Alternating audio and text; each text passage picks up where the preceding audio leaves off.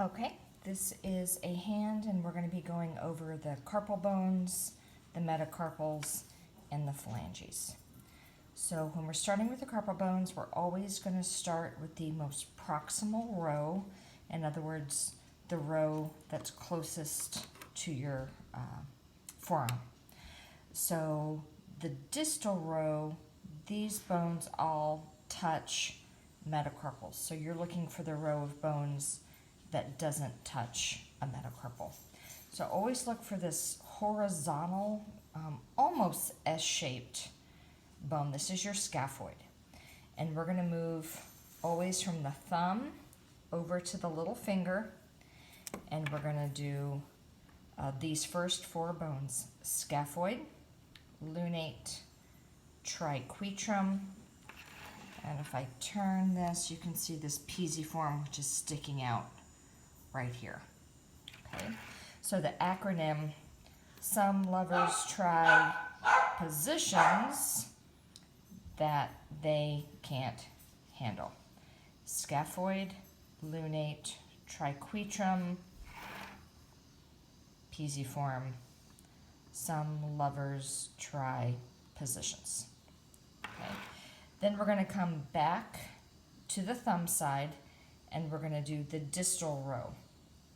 So the acronym, that they can't handle. Okay, so the trapezium is by the thumb. Next is your trapezoid. You can kind of see it's almost a square shape, like a trapezoid from geometry. Capitate is this really big one right here, and then the hamate. Okay, so one more time: scaphoid, lunate, triquetrum, pisiform is sticking out here on the side. Trapezium is by the thumb, trapezoid, capitate, hamate. Now if we turn the hand over, we're going to do the same bones. They just look a little different from this side. We're still going to start at the thumb side. We're still going to be looking for, let me come down here a little bit, this horizontal bone right here, again kind of S-shaped. So it's going to be your scaphoid, your lunate, your triquetrum, and now you can see the pisiform really well. It's this little pebble. Okay. So those four. Now we're going to come back to the the distal row. Come back to the thumb. Trapezium is by the thumb. Then we have the trapezoid. Then we have the really big capitate again. And now we have the hamate. And here you can see the hook of the hamate. Let me pick this up.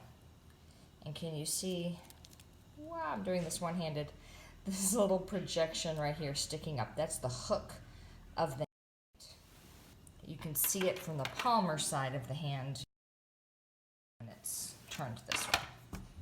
Okay, so those are the carpal bones. Now if we look at the metacarpals, these are the bones that are in the palm of your hand. We number these. Number 1 is by the thumb, second metacarpal, third, fourth, and fifth metacarpal. Each of these bones has a base, which is going to be the flat end down here. Shaft is going to be the middle, and then the head is the more rounded end. Okay, so this would be the shaft of the second metacarpal. This would be the head of the third metacarpal.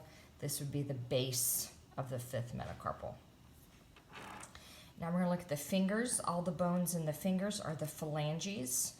Well, not all, but we'll look at these last 4 fingers, not the thumb. Those have a proximal phalange, a middle phalange, and a distal phalange. Each of those also has a base, a shaft, and a head. So this would be the shaft of the 5th proximal phalange. This would be the head of the 4th proximal phalange. This would be the base of the 2nd proximal phalange. Same thing would go for middle phalanges. Base of the 4th middle phalange, shaft of the 4th middle phalange, and head of the 4th middle phalange. And then distal phalanges. Base, shaft, and the head is the very tip.